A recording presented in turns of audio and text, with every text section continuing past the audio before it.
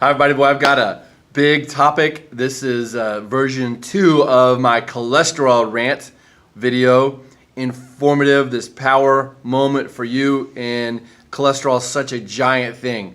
If you go back on my YouTube channel, I've got one from a couple years ago that's had quite a few hits, raised a lot of eyebrows. I want to break that down for you again in a new updated version here in 2017. First of all, big point, cholesterol is good for you. Cholesterol is this substance that your liver makes in order to manufacture a lot of other things inside of your body.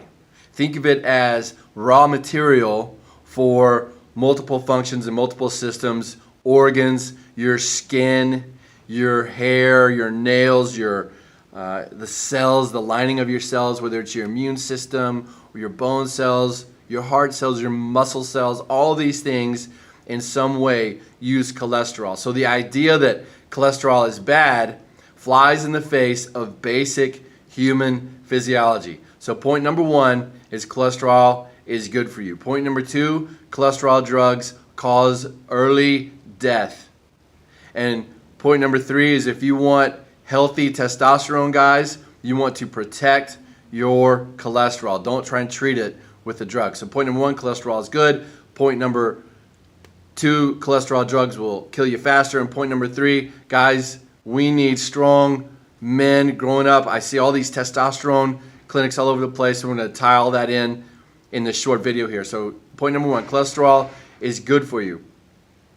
All of your hormones and all of your muscles, so your growth hormone, estrogen, testosterone, progesterone, there's 84 different hormones in your body, and they're in a funny dance. Boy, they're doing all these things. And hormones are a big messenger system in your body. You use them. Obviously, ladies, you know what hormones are all about. Guys, we're learning more about it. Thyroid hormones. All of them are manufactured via cholesterol. And as our stress throughout the day grows up, or stress with life grows up, or if we have a life trauma, our need for cholesterol grows up. I always like to use the analogy of a scary animal coming through here. So whatever a scary animal is to you, I am petrified of bears, like these big bears. Unless I have a big gun in my hand, I'm gonna be running and grabbing everybody that I can with me to get them out of the path of this bear. As we're running, this is a huge stress to our body.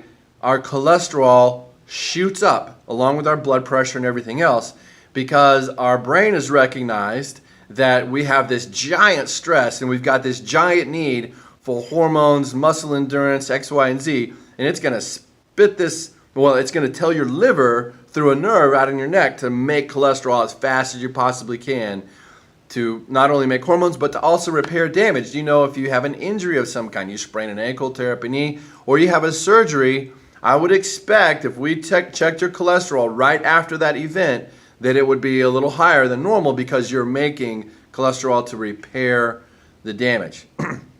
So what is all this stuff about good and bad cholesterol? There's no such thing as good and bad cholesterol. What about the LDL, VLDL, HDL, VLLL, DLDL, all these different acronyms? Listen, cholesterol is one thing. It's like a waxy substance. It's not going to stick to your arteries and kill you unless you are misbehaving. So I'm going to show you how to behave after these 3 points. The cholesterol is only dangerous if you're misbehaving. So that's point number 1. Cholesterol itself is healthy for you. I could go back in history to the very first studies done on cholesterol 40, 50 years ago now. It is some of the worst science next to vaccines I have ever seen in my life. Basically what they did was they had 12 to 14 cadavers and they found of guys that had heart attacks or strokes. And as they were doing the autopsy, they noticed that all this plaque, all this gooey, jello-y stuff was clogging up all their arteries. Obviously, that's cholesterol, so their thought was that cholesterol is killing these people.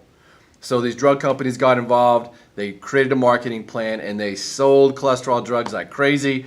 And forever and a day, it was the number 1 selling drug of all time. Well, as we're taking these cholesterol drugs, now I want to get into point number 2. As these cholesterol drugs were being developed and taken by 100 million Americans or whatever the number was and making $1 gajillion for these drug companies, it started deteriorating because Now we can't make, if you're lowering your cholesterol with the drug, now you can't make hormones properly. Your brain has a lot of cholesterol in it. Your brain health starts to deteriorate. And when your hormones and your brain and everything starts to deteriorate, guess what happens to guys' testosterone? This is point number 3. That testosterone goes down. So here's these cholesterol drugs, these statin drugs taken forever.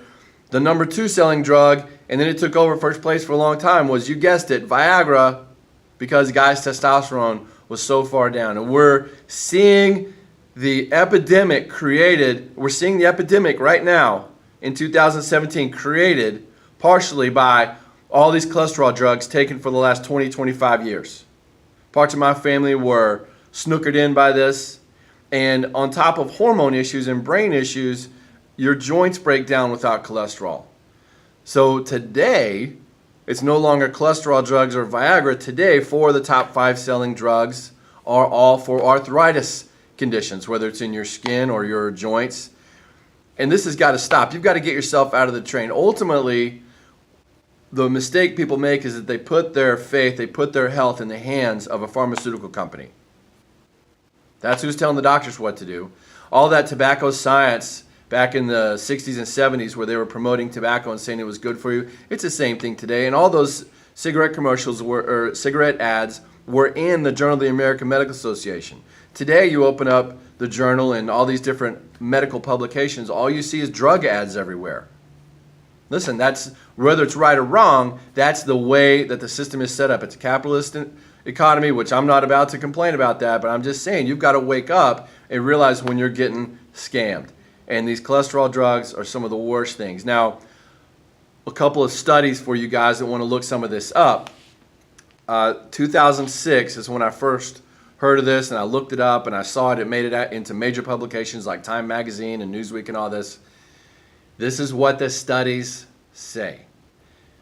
The number of cholesterol has no relevance to whether you're going to have a heart attack or stroke. 0.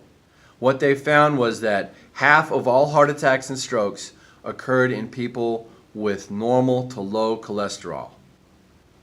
Half of all heart attacks and strokes occurred in people with normal or low cholesterol. So the other half had high, this half had low. The incidence of heart disease and stroke and everything was the same in both groups. And no matter who you talk to, you can find spin doctors out there. You can find these drug companies that will spin that angle somehow and tell you, well, it gives us a better chance if you lower.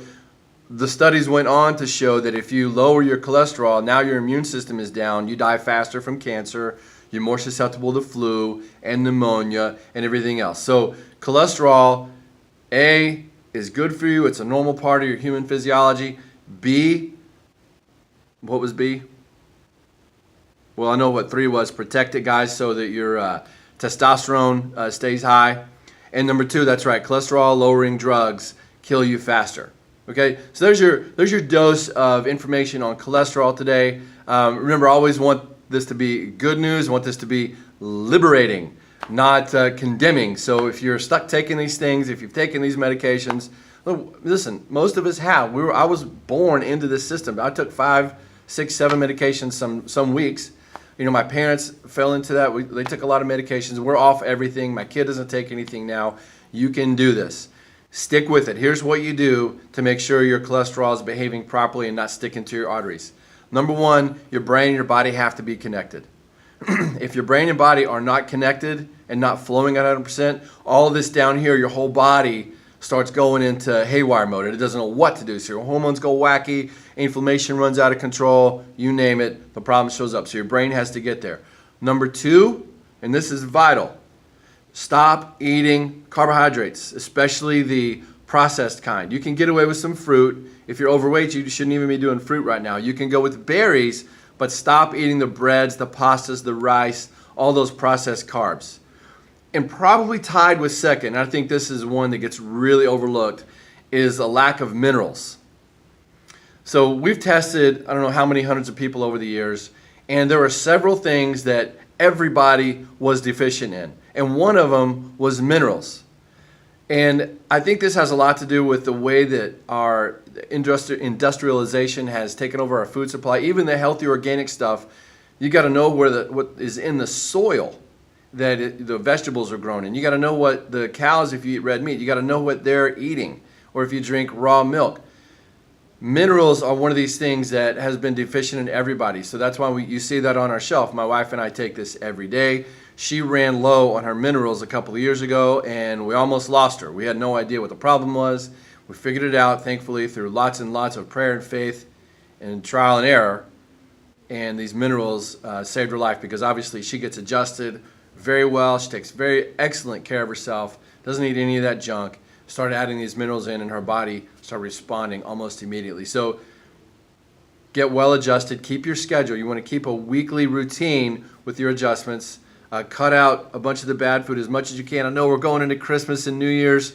Do your best to keep it down to one day or one meal, and then throw extra minerals in there. Fourth thing, just for extra credit, vitamin D. You know, we're not in the sun nearly as much this time of year. Vitamin D is a vast necessity. It was also one of these things that was low in everybody. We should all be taking 5,000 up to 10,000 per day. If you get sick, you could take a 50,000 unit dose.